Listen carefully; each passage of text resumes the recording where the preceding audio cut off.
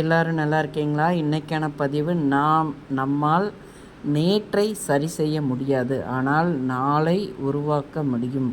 கண்டிப்பாக இது நான் ஓம் தமிழ் காலண்டரில் இன்றைக்கி பொன்மொழிகளில் இது போட்டிருந்தாங்க. அதிலிருந்து எடுத்து நான் சொல்கிறேன், பார்த்துக்கோங்க.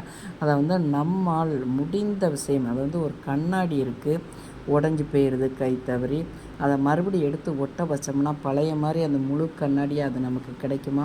கிடைக்காது கண்டிப்பாக. அது மாதிரி தாங்க ஒரு விஷயம் முடிஞ்சிருச்சு, வாழ்க்கையில் ஏதோ ஒரு தோல்வி ஏற்பட்டிருக்கலாம், ஏதோ ஒன்று நடந்திருக்கலாம். முடிஞ்ச விஷயங்களை நம்ம திரும்ப திரும்ப நினச்சி கவலைப்படுறதுனாலையோ, இல்லை அதை பற்றியே நம்ம சிந்தித்து நம்மளுடைய மற்ற இதெல்லாம் சிந்திக்க முடியாது. ஏன்னா முடிஞ்சதை சிந்திக்க ஆரம்பித்தோம்னா எதிர்காலத்தில் நம்ம எப்படி இருக்க போகிறோங்கிறதெல்லாம் சிந்தனையே நமக்கு வராது, பார்த்துக்கோங்க. எப்பயுமே முடிஞ்ச விஷயங்களுக்கு பெரிய ஒரு முற்றுப்புள்ளி வைத்துவிட்டு அடுத்து நம்ம நிகழ்காலத்தில் எப்படி நம்ம எதிர்காலத்துக்கு தேவையானதை திட்டமிட்டு நம்ம உருவாக்குறோமோ, அதுதாங்க அது ஒரு பெரிய சக்தியாக நமக்கு இந்த பூமியில் வாழ்கிற வரைக்கும் அது நமக்கு கை கொடுக்கும். அதனால் நிகழ்காலத்தில் நம்ம எப்படி வாழ்கிறோங்கிறது தான் முக்கியம், பார்த்துக்கோங்க.